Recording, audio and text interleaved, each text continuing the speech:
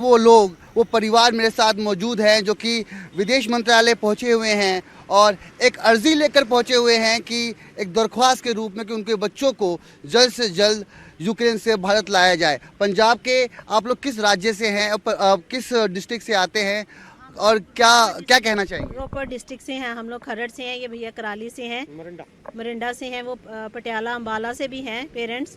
बस हम लोग यही चाहते हैं कि हमारे बच्चों को मतलब सही तरीके से इवैक्यूएट किया जाए। बिल्कुल।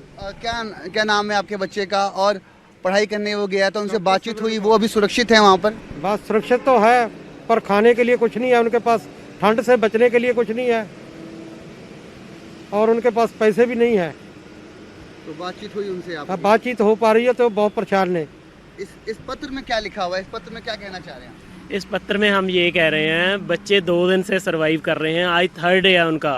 बच्चों के पास खाने के लिए नहीं है कुछ और उसके बाद उनके पास कैश भी ख़त्म हो रहा है, कैश ख़त्म हो रहा है, एटीएम में पैसे ही निकल रहे हैं। तो उसके बाद बच्चों के से पैसे भी वहाँ से कुछ लोग जीना जपटी वो शुरू भी हो रही है। तो उस वजह से हम लोग चाहते हैं भी बच्चे अभी तक उनमें है वो दम, ठीक है, वो सब कुछ भाग भाग के कर रहे हैं, लेकिन अगर उनका मोराल डाउन हो गया तो उसके बाद प्रॉब्लम हो जाएगी, बच्चों को निकालना मुश्किल हो जाएगा। इसलिए हमारी रिक्वेस्ट यही है, बच्चे ईस्टर्न यूक्रेन में बैठे हैं तो वेस्टर्न यूक्रेन में पहुंचने के लिए उनको 1100 किलोमीटर जाना पड़ेगा। 1100 किलोमीटर जाने के लिए अभी तक कोई पॉसिबिलिटी नहीं है क्योंकि अभी एडवाइजेबल नहीं है वो। और उस वजह से हम लोग यही रिक्वेस्ट कर रहे हैं भाई बच्चों वो 30 किलोमीटर रशियन बॉर्डर के पास हैं, तो उसके बाद गवर्नमेंट कुछ रशियन गवर्नमेंट से बातचीत करके उसके बाद बच्चों को रशिया के थ्रू निकाला जाए ताकि वो बच्चों को जल्दी से जल्दी इवैक्यूएट किया जाए। मतलब यूक्रेन के ईस्टर्न कोने में आपके बच्चे हैं और वहाँ मदद पहुँचने में अभी समय लगेगा और ये चिंता आप लोगों को सता रही है? मैं तो ऐसे लगेगा क्योंकि ये बच्चे थे खारकीव में, खारकीव से ये कीव से इनकी फ़्लाइट थी 24 की, और कीव में उनके पास ना रहने के लिए कोई जगह है, ना कंबल है, ना सोने के लिए कोई, ना खाने पीने के कुछ भी अरेंजमेंट नहीं है वहाँ पर।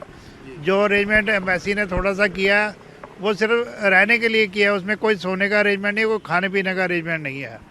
और बच्चे के पास जो पैसा है वो ख़त्म हो रहा है, एटीएम से पैसा निकल नहीं रहा, तो उनके लिए ਸਰਵਾਈਵ करना बहुत मुश्किल हो रहा। ਤੇ ਖਾਰਕੀਵ 'ਚ ਰੂਸ ਦੀ ਗੋਲਾਬਾਰੀ ਜਾਰੀ ਹੈ ਤੇ ਇਸੇ ਵਿਚਾਲੇ ਭਾਰਤ ਦੇ ਵਿਦਿਆਰਥੀ ਖਾਰਕੀਵ ਦੇ ਬੰਕਰਾਂ 'ਚ ਰਹਿਣ ਨੂੰ ਮਜਬੂਰ ਨੇ। मैं यहाँ पे खारकीव रीजन में 23 सर्पनिया मेट्रो स्टेशन में फंसी हुई हूँ। मेरे साथ मेरे 8 दोस्त हैं और यहाँ पे और हर जगह सिचुएशन बहुत ज़्यादा ख़राब हो गई है।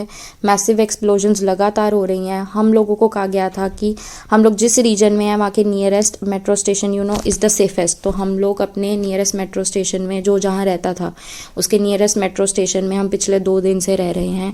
यहाँ पे फूड, वाटर, टॉयलेट्स यूज़ करना इतनी पब्लिक है 2000 to 3000 बच्चा सर्पनिया मेट्रो स्टेशन में बैठा है, तो इतनी पब्लिक है वहाँ पे कि टॉयलेट्स वगैरह यूज़ करना भी इम्पॉसिबल है।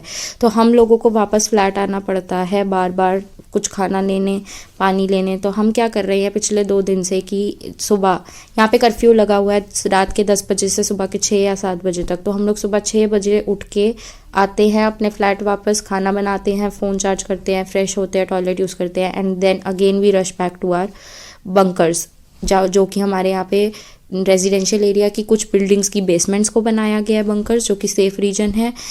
और बाकी जो सेफेस्ट रीजन्स अभी माने जा रहे हैं वो हैं मेट्रो स्टेशंस, हर जगह का, हर एरिया के मेट्रो स्टेशंस, क्योंकि वो अंडरग्राउंड है, काफ़ी डीप हैं, तो कुछ भी रिस्क होता है तो मतलब सबसे ज़्यादा सेफ़ वही जगह मानी जा रही है। सिचुएशन गवर्नमेंट को कहूँगी मैं कि प्लीज़ हमें यहाँ से जल्दी इवैक्यूएट करने का सोचें, क्योंकि सिचुएशन हर मोमेंट इतनी ख़राब हो रही है, लगातार एक्सप्लोजन्स हो रही हैं। कल की बात है, मैं और मेरे फ्रेंड्स फ्लैट से मेट्रो स्टेशन के लिए जस्ट निकले तो 30 शॉट्स की कंटिन्यूस बॉम्बार्डिंग हुई। और दिक्कत ये हो रही है कि पहले बॉर्डर से आवाज़ें आ रही थी, फायरिंग की आवाज़ें आ रही हैं, मिसाइल्स छोड़ी जा रही हैं, लेकिन कल की बात तो ऐसे है कि हमें पता ही नहीं किस डायरेक्शन से आवाज़ें आ रही हैं। मतलब अब कोई टारगेट ही नहीं रखा जा रहा है कि कहाँ एक्सप्लोजन्स हो रही हैं, कौन सी जगह है। ਤੇ ਯੂਕਰੇਨ 'ਚ ਫਸੇ ਭਾਰਤੀਆਂ ਨੂੰ ਵਤਨ ਵਾਪਸੀ ਦਾ ਇੰਤਜ਼ਾਰ ਹੈ। ਇਸੇ ਵਿਚਾਲੇ ਕਰੀਬ 18 ਵਿਦਿਆਰਥੀ ਹੰਗਰੀ ਸਰਹੱਦ ਦੇ ਕੋਲ ਫਸੇ ਹੋਏ ਨੇ, ਜਿਨ੍ਹਾਂ ਬਾਰੇ ਜਾਣਕਾਰੀ ਆਈ ਹੈ ਔਰ ਉਹ ਵੀ ਭਾਰਤ ਵੱਲੋਂ ਮਦਦ ਮਿਲਣ ਦਾ ਇੰਤਜ਼ਾਰ ਕਰ ਰਹੇ ਨੇ। हमें जैसे कि जो इंडियन एम्बेसी है उसके थ्रू एडवाइजरी मिली थी कि हम जो यूक्रेन, जो हमारे सबसे नियरेस्ट जो यूक्रेन बॉर्डर है उस पर पहुंच जाए, तो उसके अकॉर्डिंग हम यूक्रेन और हंगरी के बॉर्डर के ऊपर पहुंच गए। लेकिन यहाँ हमें पहुंचे हुए 5 से 6 घंटे हो गए, लेकिन हमें यहाँ अब तक कोई हेल्प नहीं मिली है। हम यहाँ पे ठंड में और भूखे प्यासे बैठे हैं, लेकिन एम्बेसी के थ्रू न तो हमारे लिए कोई हेल्प आई है और न ही हमें कोई अभी तक कोई हेल्प आई है और न ही कोई हमसे मिलने आया है अब तक। तो ये जैसे कि आप हमें यहाँ बुलाया गया था, तो हम अभी यूक्रेनियन और हंगरी के बॉर्डर के ऊपर खड़े हैं और हमें अब तक कोई हेल्प हमारे तक नहीं पहुंची है। न ही हमें कोई रिपोर्ट आई है, न ही कोई मैसेज आया है और न ही हमसे कोई मिलने आया है अब तक। और हमें यहाँ से जो बॉर्डर है वो क्रॉस करना है, उसके लिए अब तक हमारे पास कोई भी व्यवस्था नहीं की गई है। हमें यहाँ पहुंचे हुए लगभग 6 से 7 घंटे हो गए हैं। ਤੇ ਯੂਕਰੇਨ 'ਚ ਹਾਲੇ ਵੀ ਕਈ ਭਾਰਤੀ ਫਸੇ ਹੋਏ ਨੇ ਜਿਨ੍ਹਾਂ ਨੂੰ ਵਤਨ ਵਾਪਸੀ ਦਾ ਇੰਤਜ਼ਾਰ ਹੈ, ਜੋ ਕਿ ਜਾਨ ਬਚਾਉਣ ਲਈ ਬਹੁਤ ਹੀ ਮੁਸ਼ਕਿਲ ਹਾਲਾਤ ਕੱਟ ਰਹੇ ਨੇ, ਬਹੁਤ ਹੀ ਮੁਸ਼ਕਿਲ ਹਾਲਾਤਾਂ 'ਚੋਂ ਗੁਜ਼ਰ ਰਹੇ ਨੇ। ਬੰਕਰਾਂ ਦੇ ਅੰਦਰ ਲੁਕਣਾ ਪੈ ਰਿਹਾ ਹੈ। ਇਹਨਾਂ ਵਿਦਿਆਰਥੀਆਂ ਕੋਲ ਨਾ ਖਾਣ ਪੀਣ ਦਾ ਕੋਈ ਸਮਾਨ ਹੈ। ਇਹ ਸਾਰੇ ਲਗਾਤਾਰ ਉੱਥੋਂ ਵੀਡੀਓ ਮੈਸੇਜ ਭੇਜ ਕੇ ਭਾਰਤ ਸਰਕਾਰ ਤੋਂ ਮਦਦ ਦੀ ਗੁਹਾਰ ਲਾ ਰਹੇ ਨੇ, ਕਿਉਂਕਿ ਜਿਹੜੇ ਬੰਕਰ ਨੇ ਜਾਂ ਮੈਟਰੋ ਸਟੇਸ਼ਨ ਨੇ ਉੱਥੇ ਹਜ਼ਾਰਾਂ ਦੀ ਗਿਣਤੀ 'ਚ ਵਿਦਿਆਰਥੀ ਨੇ।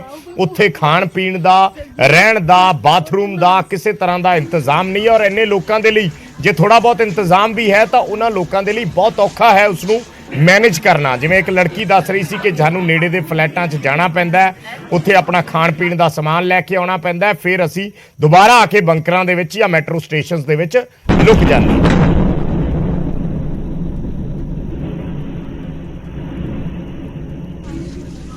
लास्ट 2 डेज से यहाँ काफी तरह के बॉम्ब्स वगैरह एक्सप्लोर्ट हो रहे हैं, तो हमें काफी तरह के साउंड्स वगैरह सुनने को मिल रहे हैं।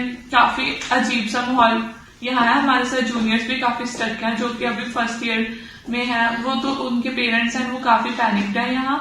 एंड इंडियन गवर्नमेंट अभी तक हमें कोई प्रॉपर सोल्यूशन नहीं दे रही कि हम यहाँ से हमें इवैक्यूएट किया जाए, क्योंकि हम actually we are at the edge of the borders. So we are waiting for the solution from our Indian government. We trust you. We are waiting for you, and we hope you will evacuate us as soon as possible. अभी हम फिलहाल Kharkiv में stuck हैं because यहाँ पर हर जगह bombing and shelling हो रही है। ऑल्दो हमारे जो एजेंट्स हैं हमें सारा कुछ प्रोवाइड कर रहे हैं, जो जो रिसोर्सेज हैं, खाना पीना, वो सब हमारी हेल्प कर रहे हैं, हमें शेल्टर्स तक प्रोवाइड कर रहे हैं, हम हॉस्टल में सेफ हैं। बट स्टिल उनके पास सिंस रिसोर्सेज जो है वो लिमिटेड हैं, तो वो भी कितने दिन तक ही हमारी हेल्प कर पाएंगे। एम्बेसी ने जो हमारे लिए इवैक्यूएशन प्लान बनाया है उसके अकॉर्डिंगली हमारे को पोलैंड और हंगरी के बॉर्डर्स तक जाना पड़ेगा, जो कि बहुत दूर है, थाउजेंड्स ऑफ किलोमीटर्स। हाँ, जिसकी वजह से वो चाहते हैं कि हम बाय रोड जाएं। बाय रोड जाना इम्पॉसिबल है बिकॉज 1 to 2 days लगते हैं, तो रोड्स तो बिल्कुल सेफ नहीं। ਤਾਂ ਵੱਖ-ਵੱਖ ਥਾਵਾਂ ਤੋਂ ਸਟੂਡੈਂਟਸ ਫਸੇ ਹੋਏ ਨੇ, ਨੌਜਵਾਨ ਫਸੇ ਹੋਏ ਨੇ, ਇੰਡੀਅਨ ਜਿਹੜੇ ਵਿਦਿਆਰਥੀ ਨੇ ਜਿਹੜੇ ਬਾਹਰ ਪੜ੍ਹਨ ਜਾਂਦੇ ਨੇ, ਯੂਕਰੇਨ ਦੇ ਵਿੱਚ ਗਏ ਹੋਏ ਨੇ, ਉਹ ਫਸੇ ਹੋਏ ਨੇ। ਹਰਿਆਣਾ ਦਾ ਇੱਕ ਨੌਜਵਾਨ ਹੈ ਮੁਕੁੰਦ, ਜੋ ਯੂਕਰੇਨ 'ਚ ਫਸਿਆ ਹੋਇਆ ਹੈ, ਝੱਜਰ ਦਾ ਰਹਿਣ ਵਾਲਾ ਹੈ। ਕਰੀਬ 3 ਮਹੀਨੇ ਪਹਿਲਾਂ ਮੈਡੀਕਲ ਦੀ ਪੜ੍ਹਾਈ ਲਈ ਯੂਕਰੇਨ ਗਿਆ ਸੀ, ਪਰ ਹੁਣ ਰੂਸ ਤੇ ਯੂਕਰੇਨ ਵਿਚਾਲੇ ਇਸ ਜੰਗ ਦੇ ਵਿਚਕਾਰ ਉੱਥੇ ਫਸ ਗਿਆ। ਮੁਕੁੰਦ ਦੇ ਪਰਿਵਾਰ ਨੇ ਸਰਕਾਰ ਤੋਂ ਉਸ ਨੂੰ ਸੁਰੱਖਿਅਤ ਵਾਪਸ ਲਿਆਉਣ ਦੀ ਗੁਹਾਰ ਲਾਈ ਹੈ।